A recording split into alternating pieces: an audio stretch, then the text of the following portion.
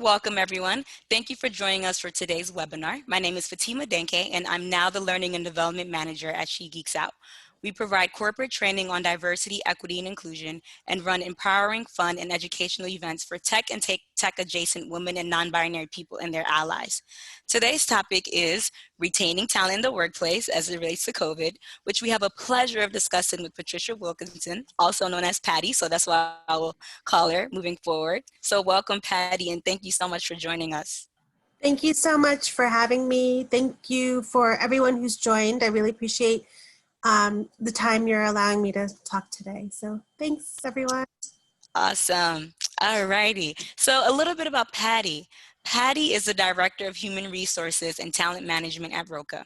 As a true HR generalist, Patty has developed extensive knowledge in all areas of human resources administration across the nonprofit and for-profit industries, previously serving as the Director of Human Resources with Youth Build USA and Director of Stores with Morgan Memorial Goodwill Industries.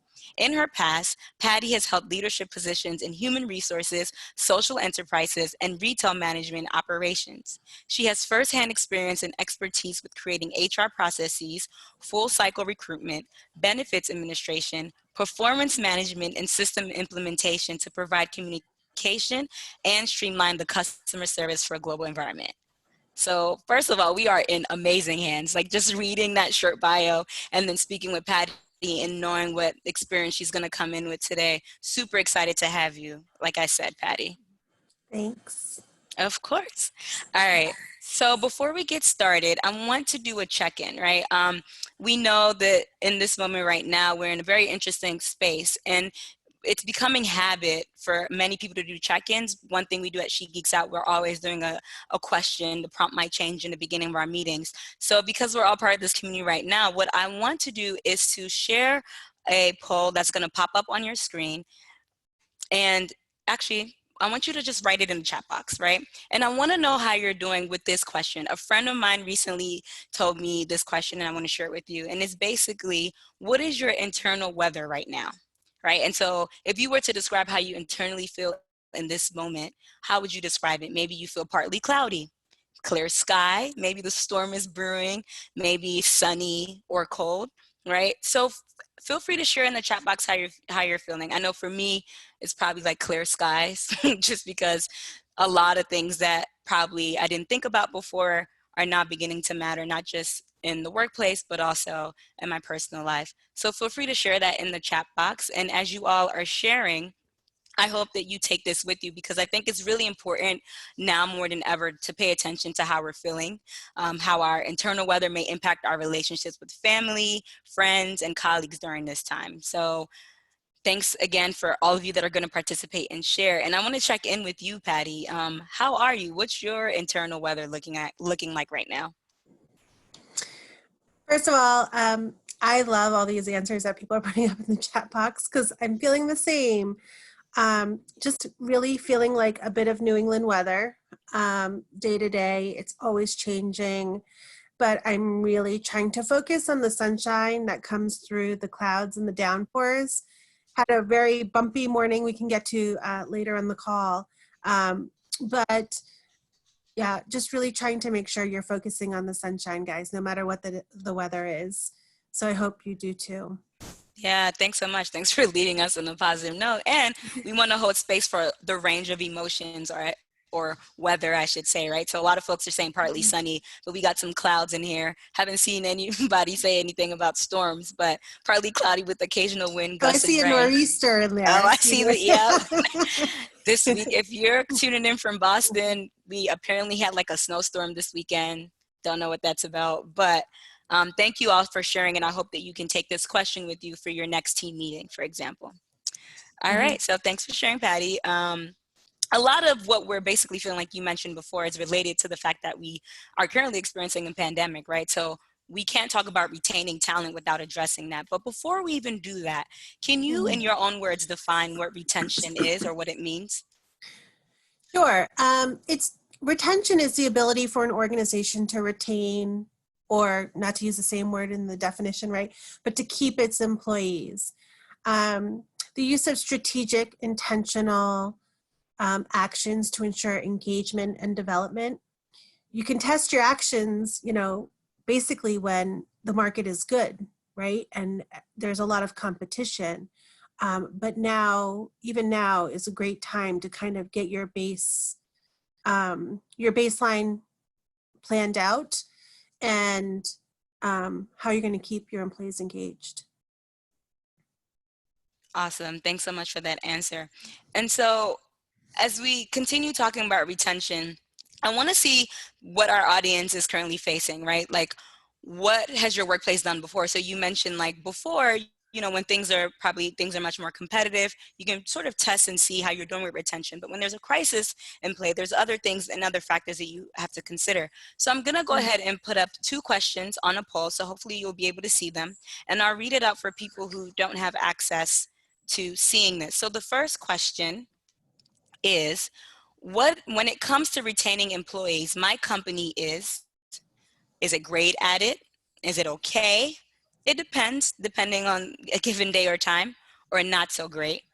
And then the second question, especially as it relates to COVID, is since COVID-19, retaining employees has been difficult, okay, easy, not sure. So I'll give you a couple seconds to answer to this, and then I'll launch the poll so you can see our results. So we have a lot of folks in the okay range as it relates to retaining employees prior to COVID, and even right now. Okay, all right. So if you haven't voted yet, give us about 15 more seconds to cast our votes in, and then I'll launch the poll just so we see what we're all coming in with this afternoon or morning, depending on where you are.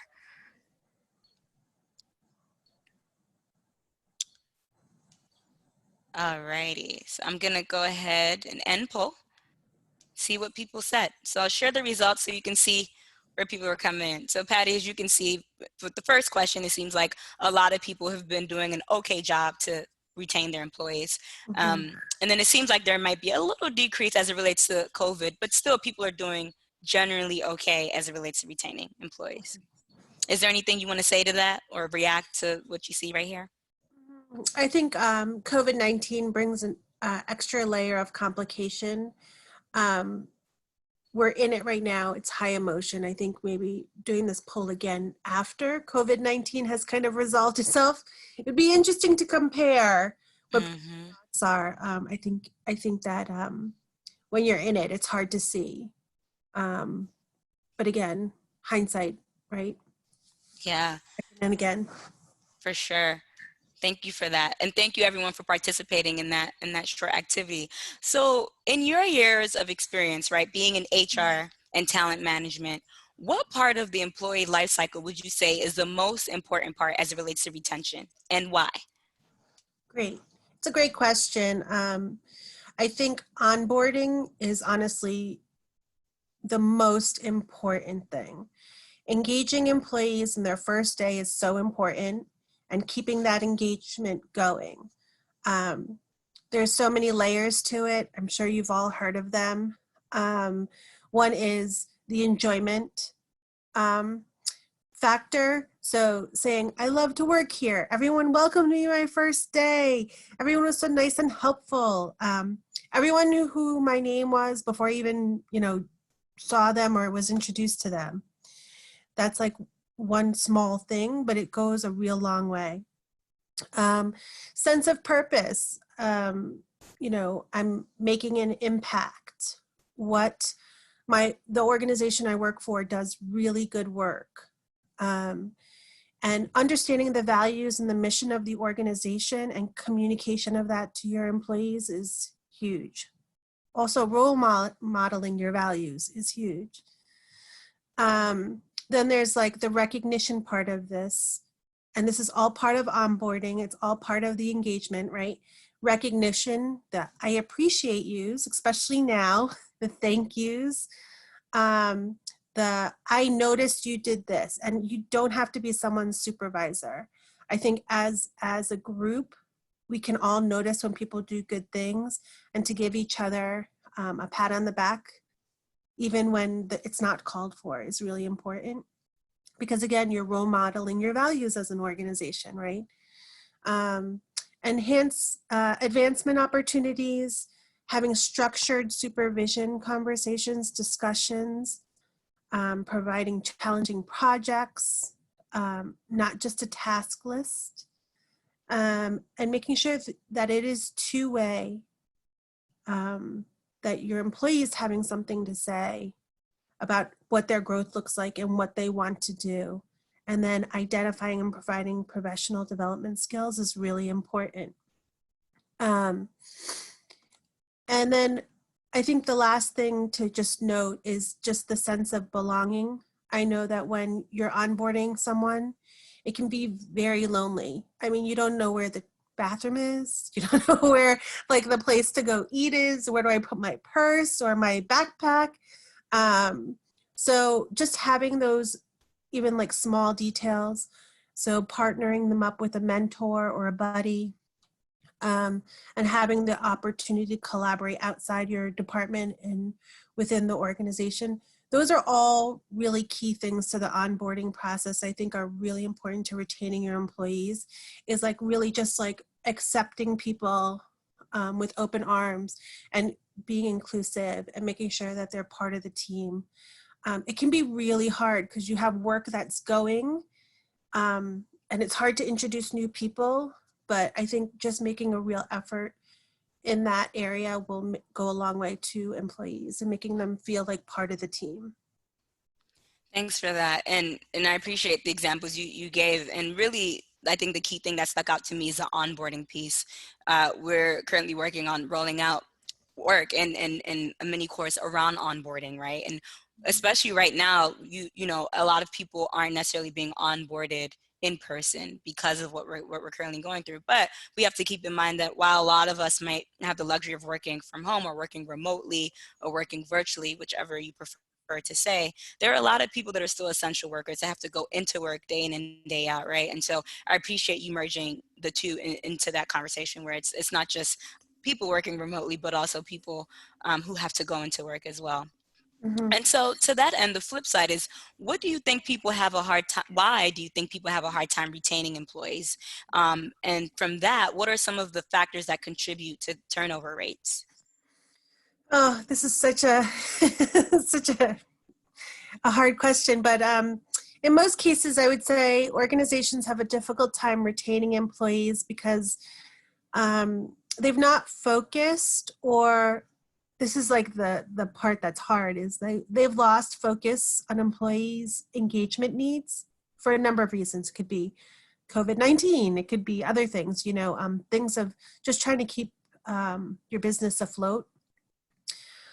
Everyone's busy, but we need to make an intentional effort to step back, evaluate our staff, question their needs, look to ourselves as leaders and say, are we paying attention? You know, are we leaving anyone out? We need to make sure that, I mean, there's two roles in this, right? Like you have high performers and you can say, oh, they've got it. They're doing well. They don't need anyone's help. And then you have the underperformers who you're trying to avoid because you don't want to hold them accountable and you're just hoping they go away, right? And it affect morale. So I think that really focusing and stepping back and evaluating your team and say, have I really touched everybody? Have I really had that communication with people? Because, you know, when they give notice, you're like, holy cow, I haven't talked to that person in so long because I thought they just loved it here. But it's not always the case. So check-ins are good. For sure. And specifically as it relates to COVID, right? What are some of the current challenges and opportunities that are arising because of this pandemic? And in your practice and what you've noticed, what's different, what's the same? And maybe you can speak a little bit about the work that you currently do and the work that people are doing at Roca. Okay. So this is such a great question to be asking ourselves as employers. There's different organizations have to make quick, decisive decisions about its workforce and business. There's a whole level of, you know, I want to get into the business part of it, but there is a whole level of accessibility that we really need to be mindful of our staff. You know, some people might not have a home to work out of. They might not have internet. They might not have computer, headphones, or even a big home. They might have 7 people in one room. So I think being mindful of that when people are going remote is huge, and just be flexible. As human resource practitioners, we really need to be mindful about, a single parent who might have 5 children at home and they have to be on a call and they have to feed their kids, or, they're under, there's a lot of tolerance and awareness that we have to have as leaders. And it's okay to take the call later. It's okay to tell them what they have accessible to them in terms of EFMLA, paid leave, and all of these things. So we shouldn't have, and our employees are not professionals in these areas of HR and the law, and we as practitioners really need to make sure that our employees have all the information, and then they can make a decision with you. But kind of going back to your question, oh gosh, during COVID-19, retention may not be an issue for some due to the industry, because some are flourishing, right? And some are not. However, it won't be long until the world starts to open up and more opportunities are made available.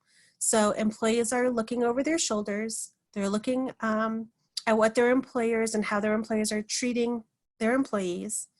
And we just need to make sure that we're treating our employees as the most valuable assets they are. They'll want to stay because how you treated your staff.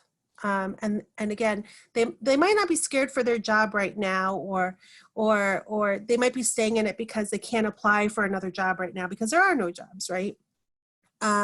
So how an employer positions itself and really thinks about its employees and how they treat them will be a huge factor into the future and how you retain your employees. Difficult decisions need to be made, but how the organization manages the process and the communication is key. Awesome. Thanks for that. And you mentioned a lot of challenges in the last webinar we had. We talked a bit about that, right? Like, what does it look like to support and be compassionate to our employees? So there are a lot of challenges, but there are also opportunities. So I was hoping if you could speak more to that, like, while there's a lot of difficult issues that are happening and we're trying to work with that, what are some positives, or at least some ways that we can rethink how we just sort of approach working with our employees and how to retain them? I mean, I will say that the communication piece is just the biggest piece, and I'll kind of get to that later, but just we're all kind of treading water, right? Trying to look calm on top, but you're like struggling at the bottom. So just make sure that people are, or we're in these roles for a reason, right? So if we have to help our employees realize that they need a break, or we need to help them say, okay, we've seen you working because you have no commute time. You're working I'm getting emails there's a piece of self-care in there too.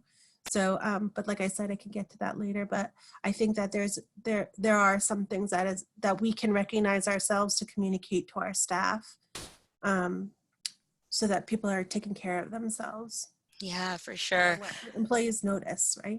Absolutely. It reminds me, I was having a conversation with a colleague of mine. We were just talking about just restructuring the workplace, right? And what it looks like to just think about things differently as it relates to communication, in which you'll hit on. But that's just something that we've been thinking about. And even after things begin to change, which we now know that this is like, even the word normal is not something that we use all the time, because it's like, well, what is normal? What's normal for me might not be normal for you, right? And so in this moment, what does it look like to think about how we interact with each other differently as we try to work and make things work? Mm-hmm. So to that, was speaking with our co-founder and co-CEO, Felicia, and she brought up a really good question. So I want to ask it to you, which is, we want to hear your thoughts on how you think retention strategies might change as a result of Corona, right? So especially now that we're seeing a shift in power where companies aren't going to be hiring as much, or they might be pulling back on hiring, are there any worries that companies aren't going to value retention as much since, they can just get someone new from a huge employee pool? What's your take on that? So in my opinion, employers need to focus on retention even more, especially if you have a culture that, and I'll give you an example of Roca. We have a culture that's difficult and a population of young people that a lot of people don't want to work with, or don't, or can't work with, or want to work with, but there's just like no connection. So I think it's really important to know your industry, know what your organization is, and this is the time. Like we are in a relationship business. Your employees are taking notes now, and the ones that are still working and sometimes taking on other duties as assigned, right, are the ones that your competitors are watching, and the ones that you want to keep on your staff. There's a reason why you kept them. They're still working. They're doing as much as they can. The cost of turnover is huge. You can definitely replace someone, but there comes a turnover cost to that too. There's institutional knowledge loss, morale loss, skilled talent loss. So organizations had a huge disruption to business, whether you're an essential business and you need staff, or if you have to lay off or furlough staff and restructure your business. So becoming more efficient and seeing what practices can save you money is just part of what's happening right now. So I think that in terms of retention, like just really doing your best to know what your talent pool is, and if you've kept people on, like what will keep them working with you, right? Thank you for that. And you made me think about just like the question, in that part where it's like, are people going to value retention, right? Where with the high, one of the highest unemployment rates that we've experienced before in this country, and not just here, but in other places, is it going to be easier?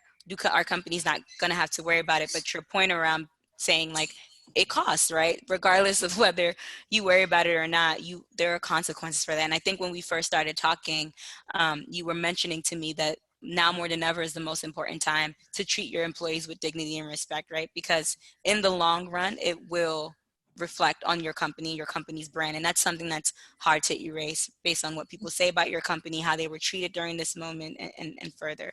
So thanks for that.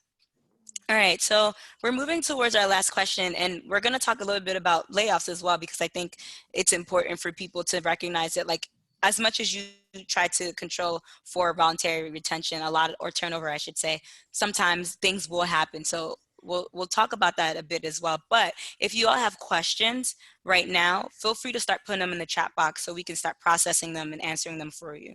So my last question to you, or one of my last questions to you, I should say, is, what are some things human resource specialists and managers can do right now to help retain their employees? Okay, this is a great question, because I think I have two parts to this that I want to kind of talk about. One is for your staff, communication, be a good listener. People can feel lost, overwhelmed, have anxiety through the roof, as well as so can all of you that are administrating this process. People just feel very lonely during this challenging time. So focus on resources, professional development, and supervisions. If anything, supervisions are the most important piece of this.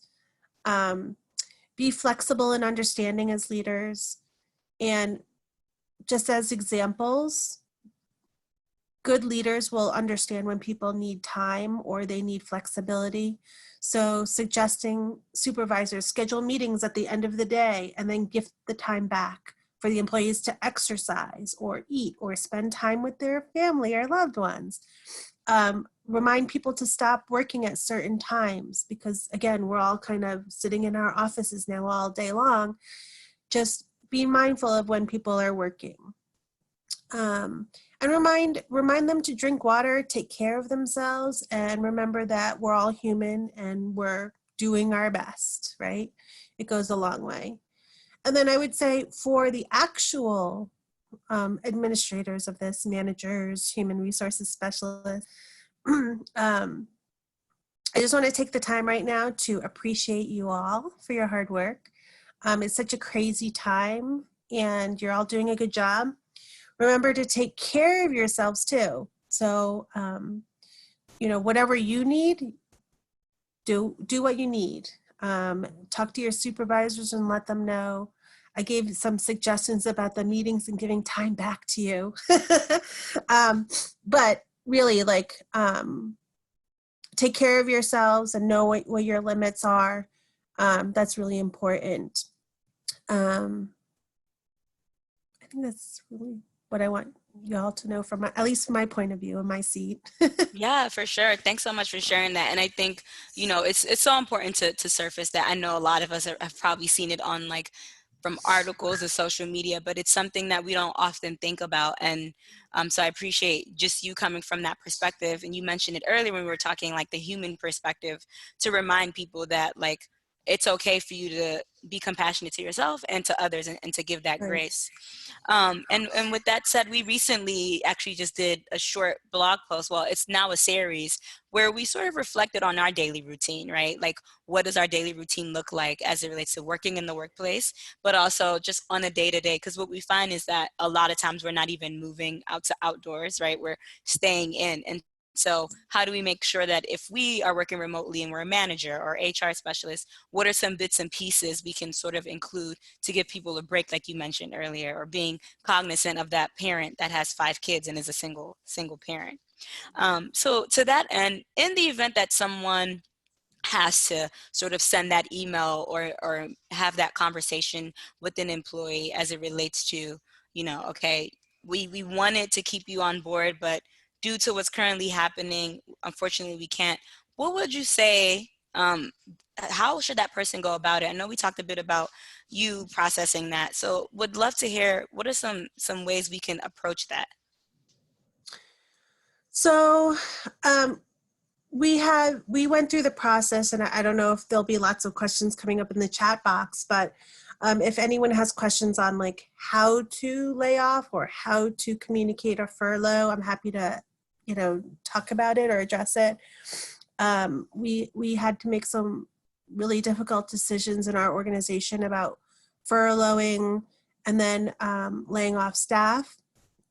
And I think that when we did it, there came a piece of understanding how the communication occurred. When you do it in a group setting, people feel like it's very impersonal. But I'll give you for instance.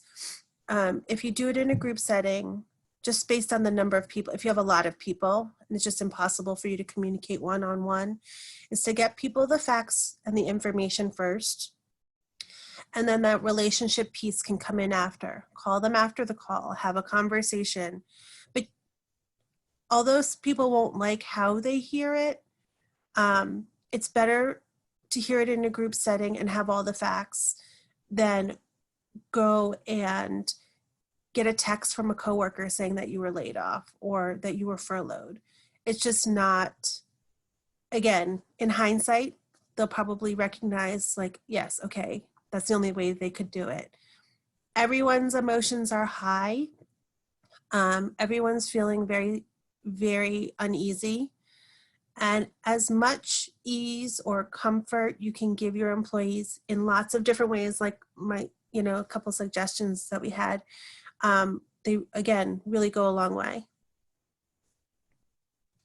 Thank you for sharing that. And we're at Roca, how has it been just with retention and layoffs? What are some of the top things that you all are practicing right now that is very important in either of those communications? So we have had multiple conversations on all staff meetings virtually. We have been communicating when any action has to be taken at Roca. we do an immediate response to the organization letting them know. You can't communicate too much. People wonder, and if you have someone on your staff that's like, oh, I'm not included in those conversations, I have no idea about that. Really think about who knows what, and should they know, can they know? I think it's really important just to put organizational emails out, every 2 weeks, 3 weeks, whatever the case may be, when you have a big personnel decision, about your staff and what it looks like. I think these are all, or even when, the governor comes on and makes a statement about a change in the way we do things. It's really important to reassure that, okay, we've got lots of PPE and things that you're going to need at your desks, or do you need them at your home? Do you have printer ink? I think there's lots of things that we can do to communicate with our staff, just to go with that engagement piece and holding to your values. I think also when we have these conversations with staff, even if they're small on Zoom, please make sure that you're doing that to the greater, because that one person's asking the question, but that's because they're brave enough to ask it. Really, envelop those kind of conversations into your communications. Yeah, for sure. Thanks so much for that, especially like during Zoom calls or just any call in general. I think we're so used to being in person a lot of times. Obviously, there's always been people who've worked remotely, but sometimes it's hard to like know, when do I say something? Do I stop? Do I move? Or like, this person just said that, or maybe I shouldn't. So I think, now more than ever, we've been talking about how to be inclusive during virtual meetings, right? So are you giving space for everyone to talk, right? And with our various identities, some of us hold advantages or disadvantages, also known as privilege or non-privileges. And so how are we stepping up and stepping back during this time? I see one question in the chat box before we keep the conversation going, and that's, what advice do you have for employees who are not managers? And Bree, feel free to say more about that in terms of like, do you mean like, how do you support like your colleagues during this time, or is there a specific thing? Feel free. But based on that question, Patty, do you have any advice for people who aren't managers? Absolutely. I mean, I would keep communication flowing upward and downward, and not to be afraid. And I think that you can have conversations with people in your organization. This is a large assumption, Bree, but go to human resources, go to your supervisor, or go to a supervisor that you can trust, and really have some conversations. I think that there needs to be, I will tell you, if you're not a manager or you're not privy to certain conversations about business decisions, it can be scary, right? You're wondering, and I think as leaders, if you're a leader on this call, recognize that in your communications. So if you're going to do a round of layoffs, and right now in this moment, be very clear, we don't see any in the foreseeable future. We might need to change that in December, January, but for now, we're going to take a pause on changing the structure of our organization. You should do that if you can. And then employees that are not managers, go and voice what you need to professionally develop. I encourage you, if you say, you know what, I'm not that great at Excel, or even writing an email, because some nonprofits, the frontline staff actually don't have to use email. They might use ETO or some kind of tracking. If there's something that you need during those supervisions, please communicate it to your managers and see what can be done. Right now, because everyone's being so flexible with COVID-19, there's so many professional development opportunities for you that are low cost or free. So I hope I'm answering your question, Bree. I kind of took it off what I'm reading, but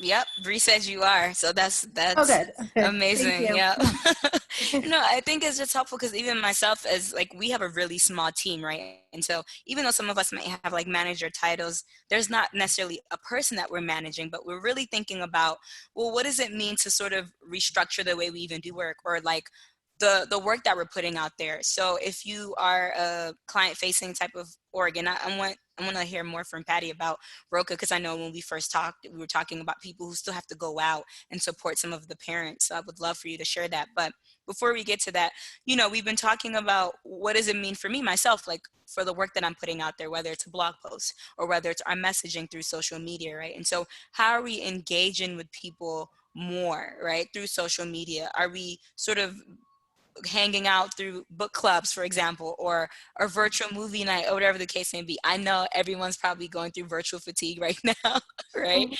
But also, if you are going to spend time with your colleagues virtually and you haven't spent time with them before, well, what does it look like to do it now? And so those are just other few tips too that I've been thinking about as it relates to not being a manager. But Patty, can you say more Right. about what this work looks like, especially for you right now in Roca, for people who have to go out there and provide services? And if, for people who don't know where Roca is, probably this is a good time to dive a little bit more into that.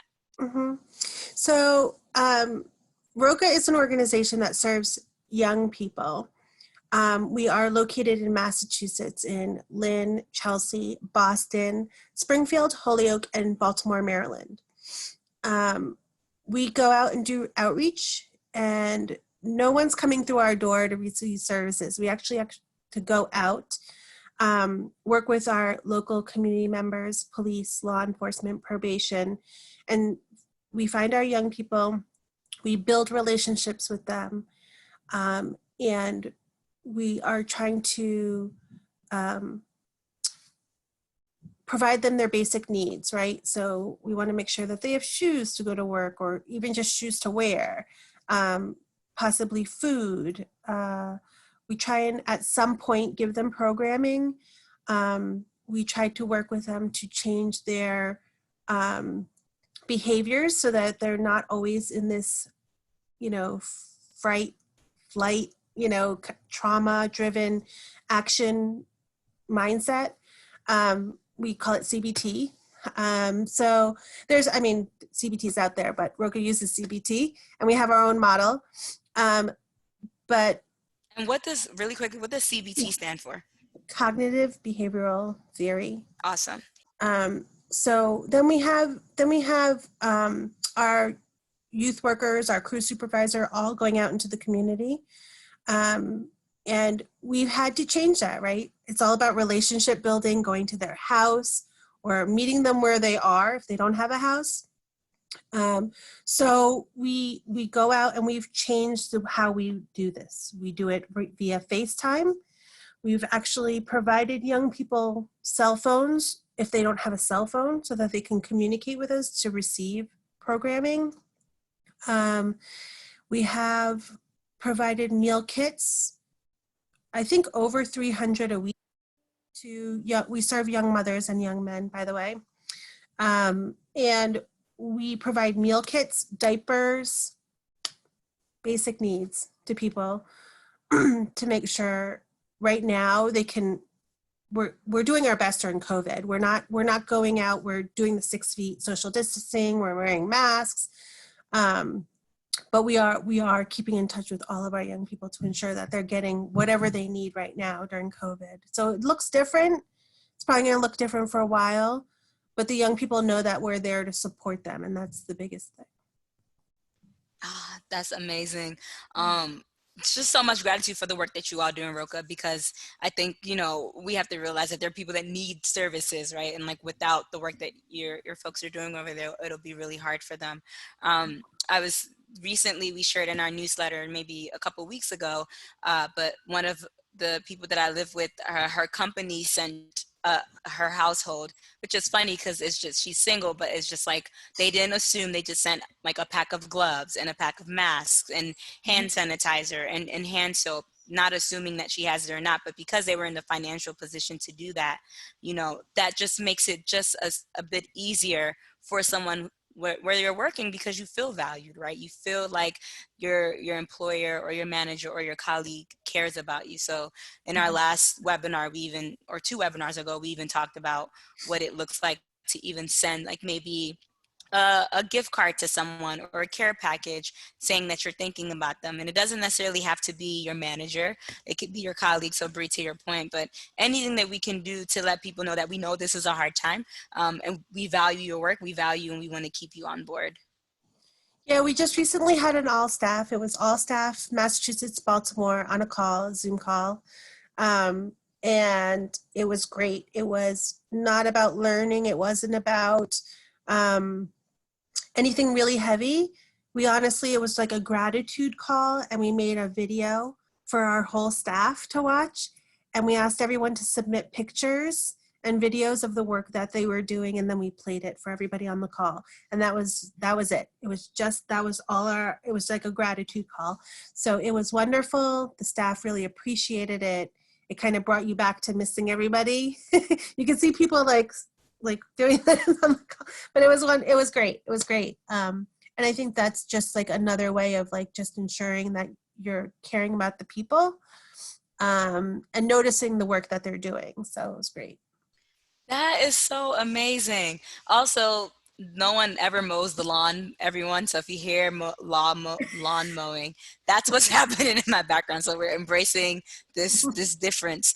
But that is so amazing, because that's something that I imagine like larger companies who are trying to find time to connect with everybody, but maybe there's so many meetings and there's so many deliverables, they don't know how to connect. That is such a great idea.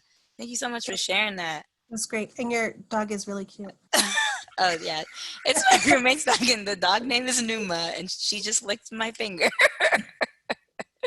Oh, we have another question that came in Mhm. from Meg. So what do you think companies are learning in order to be more resilient, recession-proof going forward in order to adapt or pivot for talent retention? Mhm. So this is a great question. I think everyone will notice it. If you're going through a little bit of right sizing right now, you'll notice everyone's kind of readjusting jobs, seeing where can we get more efficient, who can take on more, who has the skills and knowledge of doing multiple things. You're going to start to see that restructure happen, and companies becoming more efficient to save money.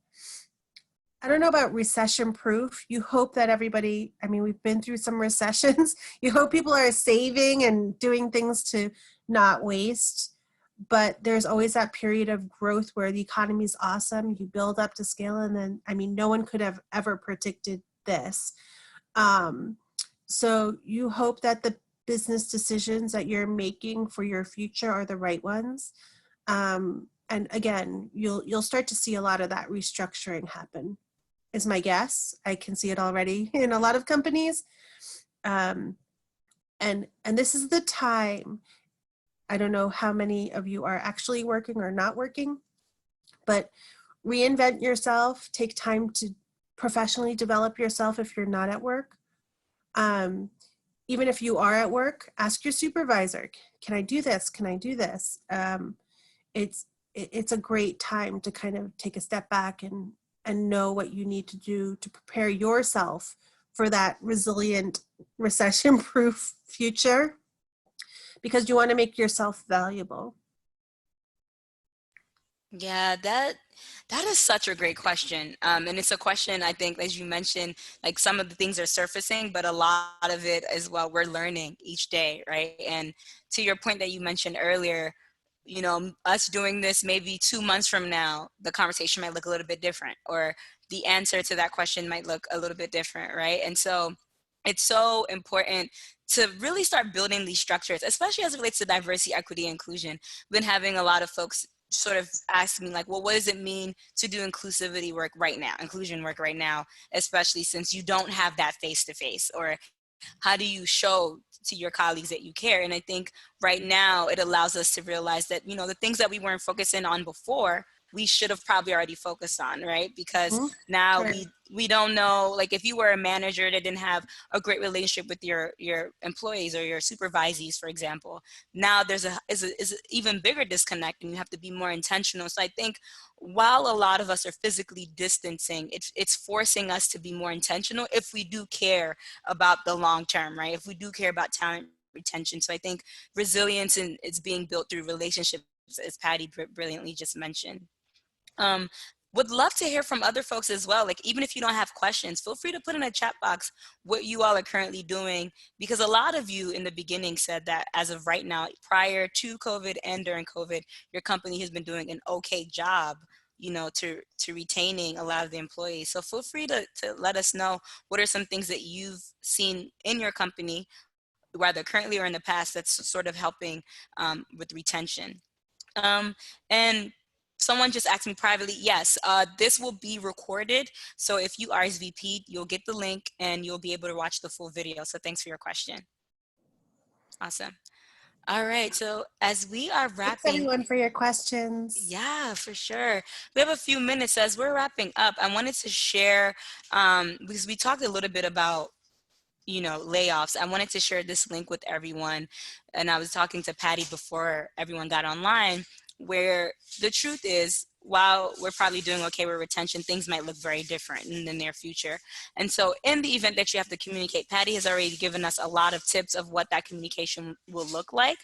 And this is a great example that we recently came across, where the CEO and co-founder of Airbnb sort of shared, like, hey, I'm sending this out to everyone. I know we spoke about layoffs and we didn't think that it would be this bad, but obviously this is lingering longer, and really rephrasing or reframing, what it means to continue working with your mission during this time. And so in that list, or in that message, and if you click on it, you'll see he talks about what options people will have when they're laid off, right? And then he goes into details about why this decision was made. Very transparent. And you said that a lot, Patty, like communication, being transparent. And then they go into resources, what resources they'll be able to provide for people once they leave. Because it's one thing to let someone know that, unfortunately won't be able to keep you on, but how are you supporting them as they leave? And Patty, in your experience, whether currently at Roca or in the past, what are some of those best practices, or what you've seen companies have done besides just, doing that one-on-one meeting, letting that person know that, okay, you're going to be laid off, and letting the team know? Are there certain things that people should be doing if they're going to let that person know? How can they support them as they leave the organization or company? Mm-hmm. I think there's lots of different things you can do. Just ensuring that people have all the information. Even during the layoffs, when I had a script that I had written, or just to make sure I stayed on the communication and it was consistent, I actually handed that communication over to staff, because there's so much stuff that gets covered during those calls, and people are just like, all they're thinking is, I just lost my job. What am I going to do? What am I going to do? So providing that full communication and I actually sat there as a person who's been laid off before in my past worlds. I've gone through that process. What are the questions you ask yourself, right? Like, what about my 401k? How do I continue Cobra? And so will you be a reference for my next job? Absolutely. Like, those are barriers we're not going to keep up for you. We will give a reference. Here's my contact information. You tell them to call me. Help with resume writing for those that might not have a resume put together. And just knowing that they have someone, there's still a link, right, to you to help them if they need it. So those are all the things that you can do before you even have that conversation, to help prepare and have it all written for them. Because, we have the different ways that people learn, right, or hear. So just make sure that you've addressed each one of those scenarios for staff. Thank you so much for that. And in the moments when you're having those one-on-one conversations, I know before we got on the call, you talked a bit about like having a meeting with someone, and then you also mentioned like, having that conversation with the person through email. What does that one-on-one meeting look like? Like, if you're letting someone know like, hey, sorry, this has to go, you've already sort of given them, what does that conversation look like with that person and then with the team? So what I'll say is that once you go through something like this, like a furlough or a layoff, make sure you're communicating to your internal team also, because the text messages start to, right? And then everybody's like, oh, I didn't know that. But really stay on top of the communication piece. And then I think the other piece is just making sure that when you're having conversation with people that are laid off or furlough, if you just got off and they start calling you right away, they still haven't processed the information. So listen to them, asking them their surface questions that they have, right? And say, I'm here for you for when you process, think through it. Call me tomorrow if you want. And I think it's really important to also remember that people are so upset, they'll say things that they might not mean. And just letting them say, you know what, I'm going to stop you here because I think you just need to digest and listen to the information and not say something that you will regret later. Because hopefully if business goes well, we'll be posting jobs again and you can come back and you'll see something that you'll like to work at Roca again, or you'll see a job that you like better. I mean, who knows what that might be or look like in the future. But don't break that. Like, I'm just doing it for your own well-being. Like, just take a pause, call me later when you've cooled down a little bit. And that would be that I would be, really mindful of people, just helping them out in a time of need.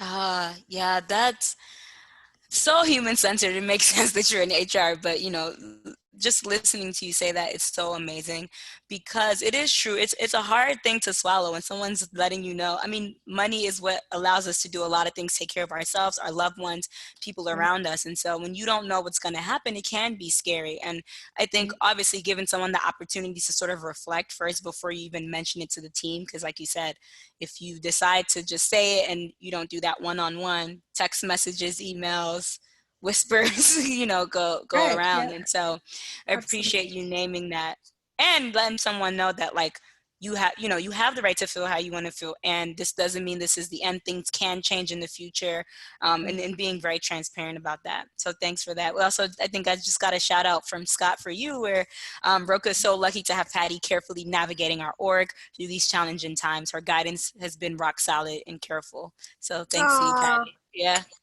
thanks, Scott. Awesome.